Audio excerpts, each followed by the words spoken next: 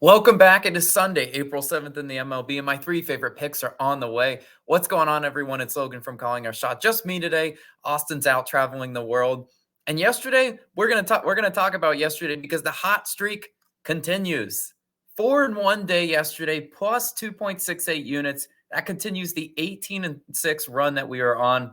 We are scorching in Major League Baseball. Hopefully, we can continue that today. Let's talk about the picks yesterday real quick, though. We had the Mariners on the money line. Got a ton of hate for that pick, naturally. They come through. Andres Munoz redeems himself. And then Bryce Miller, 5+ Ks and Seattle money line, the double little parlay that we had there, that cashed as well at like plus 170-ish value. That one was a great little winner we had there. We had the Reds team total over. Rally Reds, man, they came through late in that game. Austin had the Red Sox and Angels under in the first 4.5 in the first 5. That one cashed. Great read by him there. And then our only loss of the day was the Mookie Betts and Jose Altuve hit parlay. My gosh, Mookie Betts, man, he killed us. Mookie went over at the plate. He had 5 plate appearances in that one. Just couldn't get it done. We were one Mookie hit away from a monster day. But you know what? 4 and 1, we will absolutely take that. That moves us to 9.11 units on the season. We like that. We're only a little over a week into the Major League Baseball season. Hopefully we can continue that. Let's continue to make some money today. And if you've been making money with us, I always just ask, rather than tips or anything, consider joining our DubClub. I'll leave a link in the video description for that. If you appreciate the work that Austin and I do, waking up every morning, putting hours of research into MLB, and he does NBA, then consider joining the DubClub because it's only $5.99, the price of a cup of coffee these days, and you do get our picks early. It's just a way to say thank you to him and I for the work that we do. Without further ado, let's talk about the picks today because that's what you came for. Hopefully we can continue our hot streak. And we're starting with an underdog money line. Some people might not like this one, but the Mariners were underdogs yesterday, and believe it or not, the favorite does not always win in baseball. I'm taking the Nationals on the money line, plus 136 odds on DraftKings, currently your best value there. Now, if you're looking at this one, you're like, Logan, why are we picking an underdog? I mean, that just goes against. I make my square favorites parlay. That just doesn't work. Well, Sundays are for the underdogs. If you see a pathway to an underdog winning a game, it's my opinion that you should bet them. And you shouldn't just go blind betting every single underdog and just expecting to make money that way. You got to pick and choose your spots. I like this spot for the Nationals here. Sundays are also a weird day in baseball. I always say they're for the underdogs because that's where managers trot out these weird lineups and they give some of their better players days off. You could easily see that happening in this game. I definitely could. And I think there's a pathway that the Nationals do get it done for us. Now, let's talk about this one. We got Mackenzie Gore starting for the Nationals, 5.06 ERA and a 1.31 whip on the year. Not a great start for Mackenzie Gore. His expected ERA, slightly better, 4.83. Gore was touched up by the Pirates in his first start. I like him to bounce back with a start already under his belt. He's just one of those pitchers that I actually think I needed to see him get that first start out of the way with, and hopefully he's sharper this time around. The books expect him to bounce back as well. His K prop set to 6.5. His hits allowed is 5.5, but juiced to the under. So if he gives us like 5 hits, maybe like 3 earned runs max, I think we're going to be in a really good position to cash this bet. Now let's talk about Mackenzie Gore because his weakness last year was to left-handed bats. He had a 319 batting average allowed to lefties versus a 241 allowed to righties. Well, the left-handed bats that the Phillies would put against Gore, Bryce Harper is 3 for 11, 273. That's a solid average. Not catastrophic, though. He's not hitting like 500 plus against him. Schwarber, 1 for 7, batting 143. I expect those two bats to be in the lineup. Now, if they gave Bryce Harper the day off, wouldn't shock me at all because you know what? Rob Thompson's done that before. And then if Stott and Marsh are in there, which those are to me those are the X factors in this Phillies lineup. They're both 0 for 2 and 0 for 3 against Mackenzie Gore. So one of those things where I look at it, and if they want to keep the lefties in there, fine. That's his weakness. But I actually don't expect Rob Thompson to do that because he always likes tinkering with these lineups. And if we want to talk about the righties in there that we'd see Castellanos, Whit Merrifield, Christian Pache, Rojas in there. If those are the guys in there having to do the damage, I will live with this bet any day of the week because you know what, guys? I am a Phillies fan. I know this team inside and out. And I do know that sometimes with a runner in scoring position, You get Rojas up there, and I'm like, well, that's an auto out.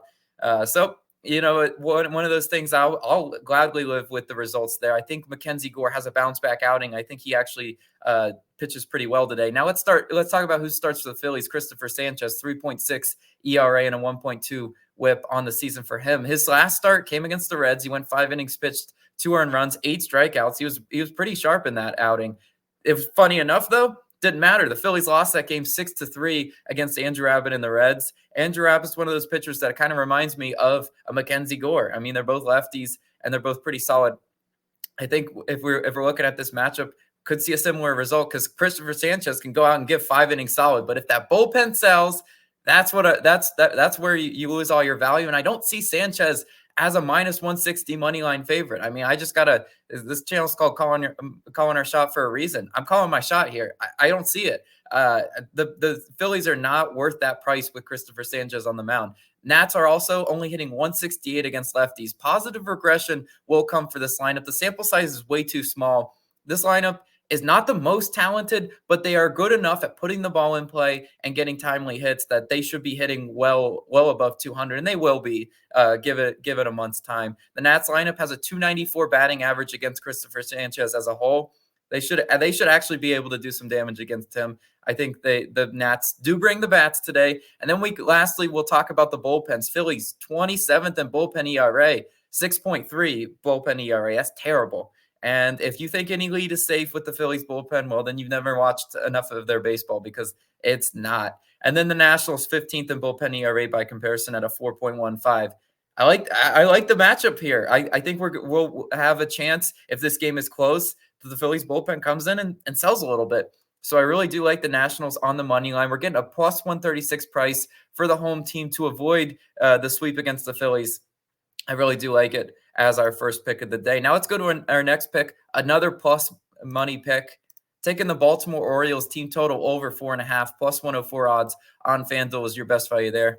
You guys see it? Let's go O's, baby. Hopefully the Orioles do come through for us today with the team total. Now, if you look at this matchup, the Orioles were being one hit entering the 7th inning yesterday. As a team, they were 0 for 14 with runners in scoring position, and they still scored 4 runs. So they would have ended on the hook on the under, but they went 0 for 14 with runners in scoring position yesterday. This is a system play, the exact same system that we took with the Reds yesterday that cashed, where I looked at the day before and I said they were so bad with runners in scoring position. The law of averages just kicks in the next day and says, well, you should at least get 3 or 4 hits potentially with runners in scoring position and break this game open. The Orioles today will face Marco Gonzalez, the lefty, and the Pirates today. Marco Gonzalez, 1.8 ERA and a 1.2 WHIP on the season.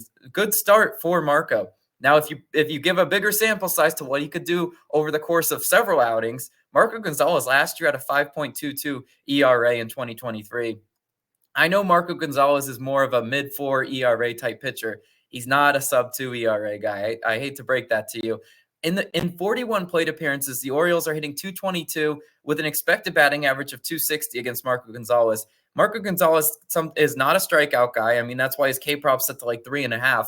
He allows a lot of sharp contact, and I think the Orioles actually do get some extra base hits off of him today.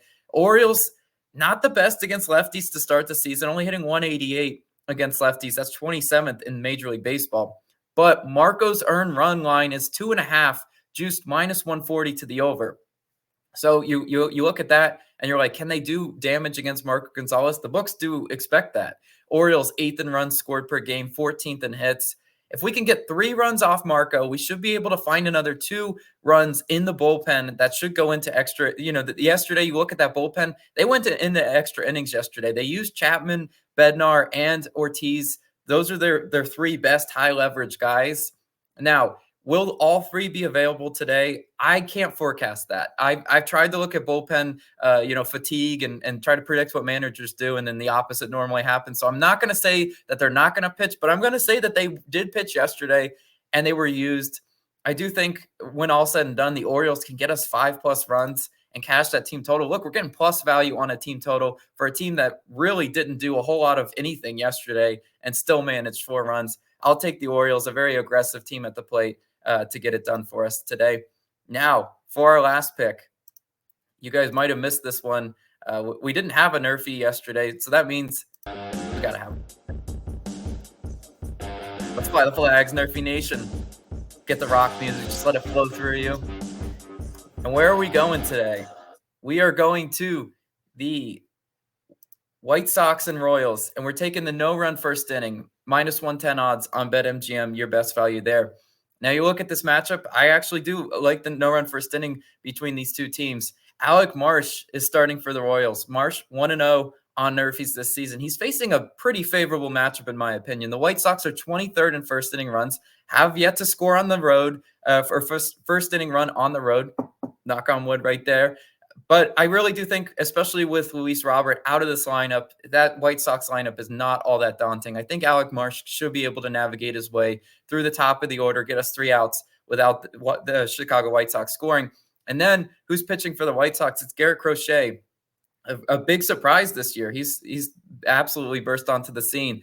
We look at Crochet. He's 2-0 on Nerfies, including the one against the Braves. That was a really impressive one because the Braves are probably one of the best first inning type daunting lineups he could possibly face.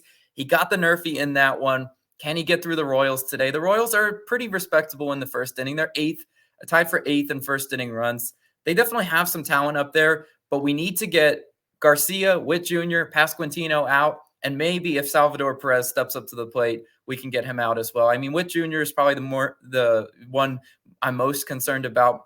But at the end of the day, Garrett Crochet is having a really good start to the season. Hopefully he can get us those 3 outs that we need and cash that no-run first inning. Hopefully, fly the flags for Nerfy Nation. No stream today because it's the weekend, but hopefully we will continue the Nerfy streams later sometime next week.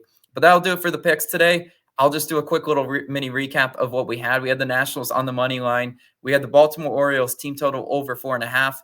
And we had the White Sox Royals no-run first inning, under a half run, whatever your book calls it. But we cannot allow a first inning run in that game. Thank you guys so much. Austin will hopefully be back next week. And I will catch you guys on the next one. This has been Logan. Peace out.